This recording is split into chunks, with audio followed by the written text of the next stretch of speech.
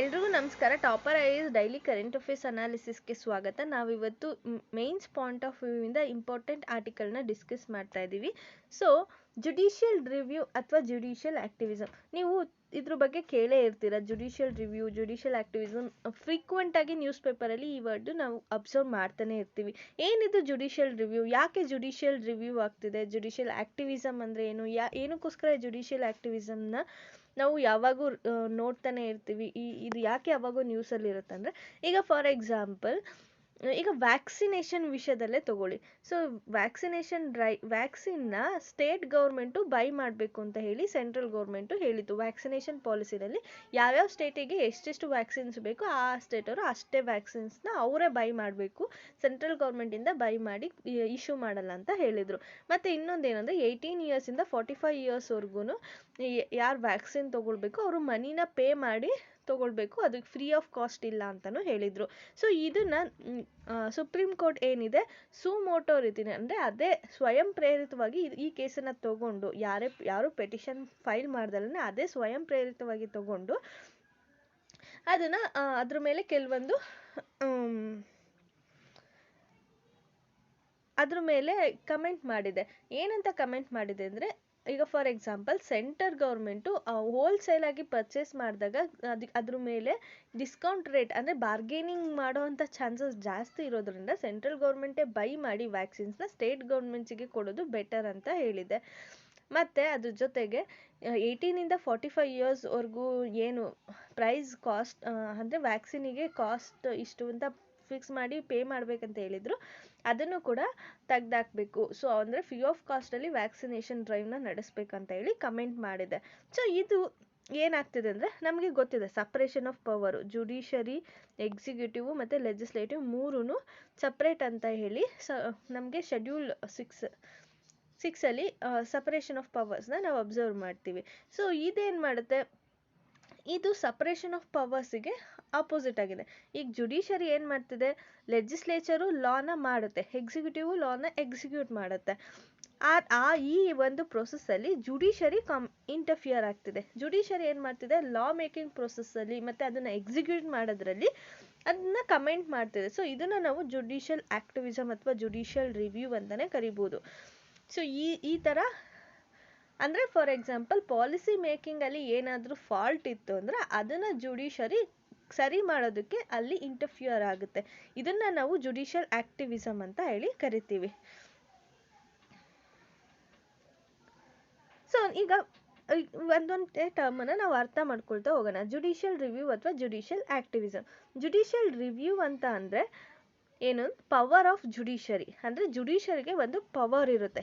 ಏನು ಪವರ್ ಅಂದರೆ constitutionality of the legislature, ಅಂದರೆ ಲೆಜಿಸ್ಲೇಚರು ಯಾವ ಥರ ಎನ್ಯಾಕ್ಟ್ ಮಾಡ್ತಿದೆ ಲಾಸ್ನ, ಎಕ್ಸಿಕ್ಯೂಟಿವ್ ಅದನ್ನು ಯಾವ ಥರ ಎಕ್ಸಿಕ್ಯೂಟ್ ಮಾಡ್ತಿದೆ ಅನ್ನೋದನ್ನು ಎಕ್ಸಾಮಿನ್ ಮಾಡೋ ಅಂತಹ ಪವರು ಜುಡಿಷರಿಗೆ ಇರುತ್ತೆ. ಸೊ ಇದನ್ನು ನಾವು ಜುಡಿಷಿಯಲ್ ರಿವ್ಯೂ ಅಂತ ಕರಿತೀವಿ.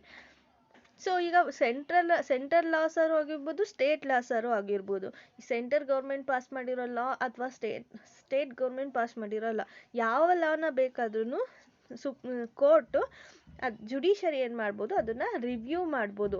ಅದು ಕಾನ್ಸ್ಟಿಟ್ಯೂಷನಾಲಿಟಿನ ಚೆಕ್ ಮಾಡ್ಬೋದು. ಅದು ಕಾನ್ಸ್ಟಿಟ್ಯೂಷನಲ್ಲಿ ಕೊಟ್ಟಿರೋಂಥ ಪ್ರಾವಿಷನ್ಸ್ ರಿಲೇಟೆಡ್ ಆಗೇ ಇದೆಯಾ, ಇಲ್ಲ ಅದು ಅನ್ಕಾನ್ಸ್ಟಿಟ್ಯೂಷನಲ್ ಆಗಿದೆಯಾ ಅನ್ನೋದನ್ನ ಎಕ್ಸಾಮಿನ್ ಮಾಡ್ಬೋದು. ಈ ಒಂದು ಪವರ್ನ ನಾವು ಜುಡಿಷಿಯಲ್ ರಿವ್ಯೂ ಅಂತ ಕರಿತೀವಿ. ಸೊ ಜುಡಿಷಿಯಲ್ ರಿವ್ಯೂನ ಕಾನ್ಸ್ಟಿಟ್ಯೂಷನಲ್ ಎಲ್ಲಾದ್ರೂ ಮೆನ್ಷನ್ ಮಾಡಿದಾರಾ? ಇಲ್ಲ. ಸೊ ಅದನ್ನು ಎಲ್ಲೂ ಕೂಡ nowhere in the constitution it has been mentioned. ಆದರೆ ಇದ್ರ ರಿಲೇಟೆಡ್ ಆಗಿ ಕೆಲವೊಂದು ಆರ್ಟಿಕಲ್ಸ್ ಇದೆ. ಸೊ ಸೆವರಲ್ ಆರ್ಟಿಕಲ್ಸ್ ಎಕ್ಸ್ಪ್ಲಿಸಿಟ್ ಆಗಿ ಈ ಒಂದು ಜುಡಿಷಿಯಲ್ ರಿವ್ಯೂನ ಮೆನ್ಷನ್ ಮಾಡಿದ್ದಾರೆ. ಸುಪ್ರೀಂ ಕೋರ್ಟ್ ಮತ್ತು ಹೈಕೋರ್ಟ್ಗೆ ಈ ಪವರ್ನ ಕೊಟ್ಟಿದ್ದಾವೆ. ಸೊ ಆ ಒಂದು ಆರ್ಟಿಕಲ್ಸ್ ಯಾವುದು, ಆರ್ಟಿಕಲ್ಸ್ ಬಗ್ಗೆ ತಿಳ್ಕೊಳ್ಳೋಣ. ಈಗ ಆರ್ಟಿಕಲ್ 13 ಇದು ಕೂಡ ಕೋರ್ಟಿಗೆ ಜುಡಿಷಿಯಲ್ ಪವರ್ನ ಕೊಡ್ತಿದೆ. ಏನು ಹೇಳ್ತಿದೆ ಅಂದರೆ, ಈಗ ಫಂಡಮೆಂಟಲ್ ರೈಟ್ಸಿಗೆ ಇನ್ಕನ್ಸಿಸ್ಟೆಂಟಾಗಿ ಯಾವುದಾದ್ರೂ ಲಾಸ್ ಇತ್ತು ಅಂತ ಅಂದರೆ ಅದನ್ನು ನಲ್ ಅಥವಾ ವಾಯ್ಡ್ ಅಂತ ಹೇಳಿ ಕೋರ್ಟು ಅಂದರೆ ಜುಡಿಷರಿ ಡಿಕ್ಲೇರ್ ಮಾಡ್ಬೋದು. ಸೊ ಇದು ಕೂಡ judicial review, fundamental rights related ಆಗಿ ಜುಡಿಷಿಯಲ್ ರಿವ್ಯೂ ಪವರ್ನ ಕೋರ್ಟಿಗೆ ಕೊಟ್ಟಿದೆ. ಓಕೆನಾ? ಸೊ ಮತ್ತೆ ನೆಕ್ಸ್ಟ್ ಆರ್ಟಿಕಲ್ 32 ಮತ್ತು ಆರ್ಟಿಕಲ್ 226 ಏನಿದೆ ಇದು ಕೂಡ ಜುಡಿಷಿಯಲ್ ರಿವ್ಯೂ ಪವರ್ನ ಹೈಕೋರ್ಟ್ ಮತ್ತು ಸುಪ್ರೀಂ ಕೋರ್ಟಿಗೆ ಕೊಡ್ತಿದ್ದಾರೆ. ಸೊ ಆರ್ಟಿಕಲ್ 32 ಏನಂತ ಹೇಳುತ್ತೆ ಅಂದರೆ ಸುಪ್ರೀಂ ಕೋರ್ಟ್ ಫಂಡಮೆಂಟಲ್ ರೈಟ್ಸ್ನ ಎನ್ಫೋರ್ಸ್ ಮಾಡೋದಕ್ಕೋಸ್ಕರ ಯಾವ ರೀತಿಯಾದರೂ ಡೈರೆಕ್ಷನ್ನ, ಆರ್ಡರ್ಸ್ನ ಅಥವಾ ರಿಟ್ಸ್ನ ಇಶ್ಯೂ ಮಾಡ್ಬೋದು ಅಂತ ಹೇಳಿ ಈ ಒಂದು ಆರ್ಟಿಕಲ್ಲು ಹೇಳ್ತಿದೆ. ಸುಪ್ರೀಂ ಕೋರ್ಟಿಗೆ ಈ ಒಂದು ಪವರನ್ನು ಕೊಟ್ಟಿದೆ ಆರ್ಟಿಕಲ್ 32. ಅದೇ ರೀತಿ ಆರ್ಟಿಕಲ್ 226 ಹೈಕೋರ್ಟಿಗೆ ಡೈರೆಕ್ಷನ್ಸ್, ಆರ್ಡರ್ಸ್ ಮತ್ತು ರಿಟ್ಸ್ನ ಇಶ್ಯೂ ಮಾಡುವಂಥ ಪವರ್ನ ಕೊಟ್ಟಿದೆ. ಇದು ಏನಕ್ಕೋಸ್ಕರ ಅಂದರೆ ಫಂಡಮೆಂಟಲ್ ರೈಟ್ಸ್ನ ಎನ್ಫೋರ್ಸ್ ಮಾಡೋದಕ್ಕೆ ಮತ್ತು ಎನಿ ಅದರ್ ಲಾಸ್ನ ಎನ್ಫೋರ್ಸ್ ಮಾಡೋದಕ್ಕೂ ಕೂಡ ಇದು ರೈಟ್ಸ್ನ ಕೊಟ್ಟಿದೆ. ಆರ್ಟಿಕಲ್ 32 ಬರೀ ಫಂಡಮೆಂಟಲ್ ರೈಟ್ಸಿಗೆ ಪವರ್ನ ಕೊಟ್ಟರೆ ಸುಪ್ರೀಂ ಕೋರ್ಟಿಗೆ, ಆದರೆ ಆರ್ಟಿಕಲ್ 226 ಹೈಕೋರ್ಟಿಗೆ ಫಂಡಮೆಂಟಲ್ ರೈಟ್ಸ್ ಮತ್ತು ಅದರ್ ರೈಟ್ಸಿಗೂ ಅದರ್ ಲಾಸಿಗೂ ಕೂಡ ರಿಟ್ಸ್ನ ಇಶ್ಯೂ ಮಾಡೋವಂಥ ಪವರ್ನ ಕೊಟ್ಟಿದೆ. So next judicial review basic structure, ಇದು part of basic structure. So ಹಾಗಾಗಿ ಇದನ್ನು ಅಮೆಂಡ್ ಮಾಡೋದಕ್ಕೆ ಆಗಲ್ಲ ಅಂತ ಹೇಳಿ ಜುಡಿಷರಿ ಇದನ್ನು ಹೇಳಿದೆ. ಸೊ ಜುಡಿಷಿಯಲ್ ರಿವ್ಯೂ ಏನನ್ನು ಎನ್ಶ್ಯೂರ್ ಮಾಡುತ್ತೆ, ಏನಕ್ಕೋಸ್ಕರ ಜುಡಿಷಿಯಲ್ ರಿವ್ಯೂನ ತೊಗೊಂಡು ಬಂದಿದ್ದೀವಿ ಅಂದರೆ ಈಗ ಚೆಕ್ಸ್ ಆ್ಯಂಡ್ ಬ್ಯಾಲೆನ್ಸಸ್, ಈಗ ಫಾರ್ ಎಕ್ಸಾಂಪಲ್ ಪಾರ್ಲಿಮೆಂಟು ಮಾಡಿರೋಂಥ ಲಾಸಲ್ಲಿ ಏನಾದರೂ ಲೂಪ್ ಹೋಲ್ಸ್ ಇರ್ಬೋದು. ಈ ಲೂಪ್ ಹೋಲ್ಸನ್ನು ಸರಿ ಮಾಡೋದಕ್ಕೋಸ್ಕರ ಜುಡಿಷರಿ ನಮಗೆ ಬರುತ್ತೆ. ಸೊ ಈ ಲೂಪ್ ಹೋಲ್ಸ್ ಏನಾದರೂ ಇದ್ದರೆ ಅದನ್ನು ಜುಡಿಷರಿ ಸರಿ ಮಾಡುತ್ತೆ. ಸೊ ಅದನ್ನು ಜುಡಿಷಿಯಲ್ ರಿವ್ಯೂಸ್ ಅಂತಲೇ ಕರಿತೀವಿ. ಇದು ಚೆಕ್ಸ್ ಆ್ಯಂಡ್ ಬ್ಯಾಲೆನ್ಸಸ್ನ ಚೆಕ್ ಮಾಡುತ್ತೆ ಮತ್ತು ಪ್ರಿನ್ಸಿಪಲ್ಸ್ ಆಫ್ ಸುಪ್ರೀಮಸಿ ಆಫ್ ಕಾನ್ಸ್ಟಿಟ್ಯೂಷನ್ನ ಅಪ್ಹೋಲ್ಡ್ ಮಾಡುತ್ತೆ. ಅಂದರೆ ನಮ್ಮ ಇಂಡಿಯಾದಲ್ಲಿ ಕಾನ್ಸ್ಟಿಟ್ಯೂಷನ್ನೇ ಸುಪ್ರೀಂ ಪವರ್. ಸೊ ಅಂದರೆ ಯಾವುದೇ ಪವರ್ ಆಗಿರ್ಬೋದು ಎಲ್ಲನೂ ನಾವು ಕಾನ್ಸ್ಟಿಟ್ಯೂಷನಿಂದಲೇ ತೊಗೊಳ್ತೀವಿ. ಜುಡಿಷರಿ ಇರ್ಬೋದು, ಲೆಜಿಸ್ಲೇಚರ್ ಇರ್ಬೋದು, ಎಕ್ಸಿಕ್ಯೂಟಿವ್ ಇರ್ಬೋದು. ಅದಕ್ಕೆ ಎಲ್ಲಿಂದ ಪವರ್ ಸಿಗುತ್ತೆ ಅಂದರೆ ಕಾನ್ಸ್ಟಿಟ್ಯೂಷನಿಂದ ಪವರ್ ಸಿಕ್ಕಿದೆ. ಸೊ ಮತ್ತು ಮೇಂಟೈನ್ಸ್ ಫೆಡ್ರಲ್ ಈಕ್ವಲಿಬ್ರಿಯಮ್, ಫೆಡ್ರಲ್ ಮತ್ತು ಅಂದರೆ ಸೆಂಟರ್ ಮತ್ತು ಸ್ಟೇಟ್ ಮಧ್ಯೆ ಈಕ್ವಲಿಬ್ರಿಯಮ್ನ ಮೇಂಟೈನ್ ಮಾಡೋದಕ್ಕೆ ಇದು ಹೆಲ್ಪ್ ಮಾಡುತ್ತೆ. It protect the fundamental rights of the citizen. If in case state ಅನ್ನೋರು ಆರ್ಬಿಟ್ರರಿ ಆ್ಯಕ್ಷನ್ಸ್ನ ತೊಗೊಳ್ತಿದ್ರೆ ಸಿಟಿಸನ್ ಅಗೇನ್ಸ್ಟ್ ಆಗಿ, ಅದನ್ನು ಪ್ರೊಟೆಕ್ಟ್ ಮಾಡೋದಕ್ಕೋಸ್ಕರ ಫಂಡಮೆಂಟಲ್ ರೈಟ್ಸ್ ಇದೆ. ಬಟ್ ಫಂಡಮೆಂಟಲ್ ರೈಟ್ಸ್ನೇ ವೈಲೇಟ್ ಮಾಡ್ತಿದ್ದಾರೆ ಅಂತ ಹೇಳಿದಾಗ ಅದನ್ನು ಸರಿ ಮಾಡೋದಕ್ಕೋಸ್ಕರ ಜುಡಿಷರಿ ನಮಗೆ ಹೆಲ್ಪ್ ಮಾಡುತ್ತೆ ಅಂತಲೇ ಹೇಳ್ಬೋದು. So next judicial activism. Judicial ರಿವ್ಯೂನ ನೋಡಿದ್ವಿ, ಏನಾದರೂ ಲೂಪ್ ಹೋಲ್ಸ್ ಇದ್ದರೆ ಅಥವಾ ಚೆಕ್ಸ್ ಆ್ಯಂಡ್ ಬ್ಯಾಲೆನ್ಸಸ್ನ ಸರಿ ಮಾಡೋದಕ್ಕೋಸ್ಕರ ಈ ಜುಡಿಷಿಯಲ್ ರಿವ್ಯೂನ ನಾವು ತೊಗೊಂಡು ಬರ್ತೀವಿ. ಅದೇ ಜುಡಿಷಿಯಲ್ ಆಕ್ಟಿವಿಸಮ್ ಅಂದರೆ ಏನು, ಇದೊಂದು ಪ್ರೋಆಕ್ಟಿವ್ ರೋಲ್. ಜುಡಿಷಿಯಲ್ ಆಕ್ಟಿವಿಸಮ್ ಅಂತಂದರೆ ಇದು ಪ್ರೋಆಕ್ಟಿವ್ ರೋಲ್ ಅಂತಲೇ ಕನ್ಸಿಡರ್ ಮಾಡ್ತೀವಿ. ಈಗ ಜುಡಿಷಿಯರಿ ಏನು ಮಾಡುತ್ತೆ, ಪ್ರೊಟೆಕ್ಷನ್ ಮಾಡುತ್ತೆ rights of the citizen and promotion of justice in the ಸೊಸೈಟಿನಲ್ಲಿ ಜಸ್ಟಿಸ್ನ ಪ್ರಮೋಟ್ ಮಾಡೋದಕ್ಕೋಸ್ಕರ ಮತ್ತು ಸಿಟಿಜನ್ಸ್ ರೈಟ್ನ ಪ್ರೊಟೆಕ್ಟ್ ಮಾಡೋದಕ್ಕೋಸ್ಕರ ಈ ಜುಡಿಷಿಯಲ್ ಆಕ್ಟಿವಿಸಮ್ಮು ಎಕ್ಸಿಸ್ಟ್ ಆಗಿದೆ.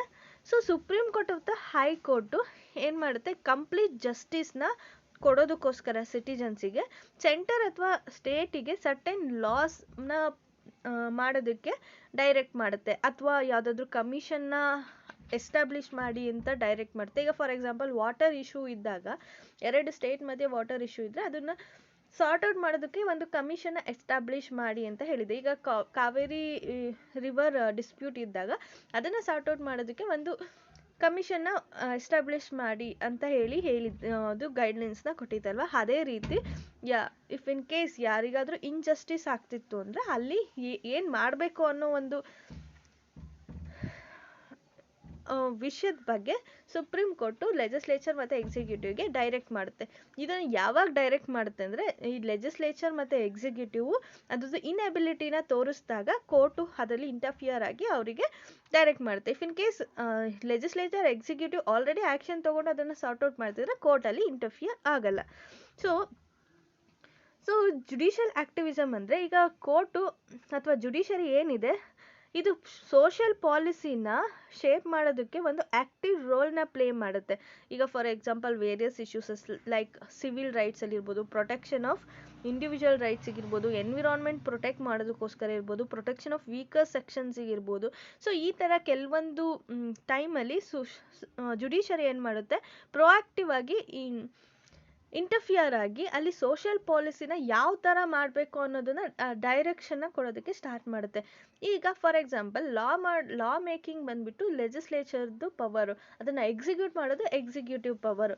ಸೊ ಈ ಒಂದು ಪವರ್ ಜೊತೆಗೆ ಜುಡಿಷರಿ ಅಲ್ಲಿ ಇಂಟರ್ಫಿಯರ್ ಆಗಿ ಅವರಿಗೆ ಈ ಥರ ಮಾಡಿ ಅಂತ ಡೈರೆಕ್ಟ್ ಮಾಡೋದಿದೆಯಲ್ಲ, ಇದನ್ನು ನಾವು ಜುಡಿಷಿಯಲ್ ಆಕ್ಟಿವಿಸಮ್ ಅಂತ ಕರಿತೀವಿ. ಸೊ ನಮ್ಮ ಇಂಡಿಯನ್ ಕಾನ್ಸ್ಟಿಟ್ಯೂಷನಲ್ ಹಿಸ್ಟ್ರಿನಲ್ಲಿ ಈ ಥರ ಜುಡಿಷಿಯಲ್ ಆಕ್ಟಿವಿಸಮ್ಗೆ ತುಂಬ ಇನ್ಸ್ಟಾನ್ಸಸ್ಸನ್ನು ನಾವು ಅಬ್ಸರ್ವ್ ಮಾಡ್ಬೋದು. ಸೊ ಅದನ್ನು ನೆಕ್ಸ್ಟ್ ವೀಡಿಯೋಸಲ್ಲಿ ನಾವು ಡಿಸ್ಕಸ್ ಮಾಡ್ತೀವಿ. So reason for the judicial activism, ಏನಕ್ಕೋಸ್ಕರ ಜುಡಿಷಿಯಲ್ ಆಕ್ಟಿವಿಸಮ್ ಎಸ್ಟಾಬ್ಲಿಷ್ ಆಯಿತು, ಎಕ್ಸಿಸ್ಟ್ ಆಯಿತು ಅಂದರೆ, ಈಗ for example other organs of the government ಏನಾದರೂ ಇನ್ಆಕ್ಟಿವ್ ಆಯಿತು ಅಂತ ಅಂದ್ಕೊಳ್ಳಿ. ಈಗ ಫಾರ್ ಎಕ್ಸಾಂಪಲ್ ವ್ಯಾಕ್ಸಿನೇಷನ್ ಪಾಲಿಸಿ, ಈಗ ಹೆಲ್ತ್ ಎಮರ್ಜೆನ್ಸಿ ಇದೆ, ಈ ಥರ ಟೈಮಲ್ಲಿ ಅವರು ಸೆಂಟ್ರಲ್ ಗೌರ್ಮೆಂಟು ಮಾಡಿರೋಂಥ ಲಾಸು ಇನ್ಎಫೆಕ್ಟಿವ್ ಆಗಿದೆ ಅಂತ ಅಂದಾಗ ಅವಾಗ ಜುಡಿಷರಿ ಏನು ಮಾಡುತ್ತೆ, ಅಲ್ಲಿ ಇಂಟರ್ಫಿಯರ್ ಆಗಿ ಅವರಿಗೆ ಡೈರೆಕ್ಟ್ ಮಾಡುತ್ತೆ. ಸೊ ಈ ಒಂದು ರೀಸನಿಗೋಸ್ಕರ ಜುಡಿಷಿಯಲ್ ಆಕ್ಟಿವಿಸಮ್ ಬಂತು. ಮತ್ತು ರಿಟರ್ನ್ ಕಾನ್ಸ್ಟಿಟ್ಯೂಷನ್ ಇರೋದ್ರಿಂದ ಸೊ ಈ ಜುಡಿಷಿಯಲ್ ಆಕ್ಟಿವಿಸಮ್ಮು ಎಕ್ಸಿಸ್ಟ್ ಆಯಿತು. ಮತ್ತು civil society activism, for example ಈಗ ತುಂಬ ಲಾಟ್ ಆಫ್ ಪೆಟಿಷನ್ಸು ಬರೋದ್ರಿಂದ ಸೊ ಸುಪ್ರೀಂ ಕೋರ್ಟು ಅದರಲ್ಲಿ ಇಂಟರ್ಫಿಯರ್ ಆಗಲೇಬೇಕಾಗುತ್ತೆ. ಈಗ ಸಿವಿಲ್ ಸೊಸೈಟಿ ಏನು ಮಾಡುತ್ತೆ, ಪೂರ್ ಪೀಪಲ್ನ ರೆಪ್ರೆಸೆಂಟ್ ಮಾಡಿಕೊಂಡು ಕೆಲವೊಂದು ಪೆಟಿಷನ್ಸ್ನ ಫೈಲ್ ಮಾಡುತ್ತೆ. ಸೊ ಹಾಗಾಗಿ ಜುಡಿಷರಿ ಅಲ್ಲಿ ಇಂಟರ್ಫಿಯರ್ ಆಗಲೇಬೇಕಾಗುತ್ತೆ. ಮತ್ತು personal preferences of the judges, ಅದು personal interest of the judges ಆಗಿರ್ಬೋದು. ಈಗ ಸೊಸೈಟಿಗೆ ಹೆಲ್ಪ್ ಮಾಡಬೇಕು, ಜಸ್ಟಿಸ್ನ ಪ್ರೊವೈಡ್ ಮಾಡಬೇಕು ಅನ್ನೋ ಒಂದು ಉದ್ದೇಶದಿಂದ ಈ ಒಂದು ಜುಡಿಷಿಯಲ್ ಆಕ್ಟಿವಿಸಮು ಎಕ್ಸಿಸ್ಟ್ ಆಗಿರ್ಬೋದು. ಮತ್ತು ಕ್ರೇಜ್ ಆಫ್ ಜಡ್ಜಸ್, ಈಗ ಫಾರ್ ಎಕ್ಸಾಂಪಲ್ ಪಾಪ್ಯುಲಾರಿಟಿ ತೊಗೊಳ್ಬೇಕು, ಪಬ್ಲಿಸಿಟಿ ತೊಗೋಬೇಕು, ಮತ್ತು ಅವ್ರ ನ್ಯೂಸ್ ಪೇಪರ್ಸಲ್ಲಿ ಹೆಡ್ಲೈನ್ಸ್ ಬರಬೇಕು ಅವ್ರ ನೇಮು ಅನ್ನೋ ಉದ್ದೇಶದಿಂದನೂ ಕೂಡ ಈ ಜುಡಿಷಿಯಲ್ ಆಕ್ಟಿವಿಸಮು ಎಕ್ಸಿಸ್ಟ್ ಆಗಿದೆ ಅಂತಲೇ ಹೇಳ್ಬೋದು. So thank you all. If you have any doubts you can ask in the comment section. So ಇದ್ರದ್ದು ರಿಲೇಟೆಡ್ ಆಗಿ ಇನ್ನೂ ಒಂದೆರಡು ವೀಡಿಯೋಸ್ನ ನಾವು ಮಾಡ್ತಿದ್ದೀವಿ. ಸೊ ನೆಕ್ಸ್ಟ್ ಸೀರೀಸಲ್ಲಿ ಇದ್ರ ಬಗ್ಗೆ ಮಾತಾಡ್ತೀವಿ. So thank you. ನಿಮಗೆ ಈ ಒಂದು PDF ಬೇಕು ಅಂದರೆ ಟಾಪರ್ IAS ಆ್ಯಪಿಂದ ಡೌನ್ಲೋಡ್ ಮಾಡ್ಕೊಳ್ಳಿ. ಮತ್ತು ನಿಮಗೆ ಈ ಒಂದು ವಿಡಿಯೋ ನೋಟಿಫಿಕೇಷನ್ ಇಮಿಡಿಯೇಟಾಗಿ ಬರಬೇಕು ಅಂದರೆ ಟಾಪರ್ IAS ಚಾನಲ್ನ ಸಬ್ಸ್ಕ್ರೈಬ್ ಮಾಡಿ ಹಾಗೂ ಅಲ್ಲಿರುವಂತಹ ಬೆಲ್ ಐಕನನ್ನು ಒತ್ತಿ. Thank you all.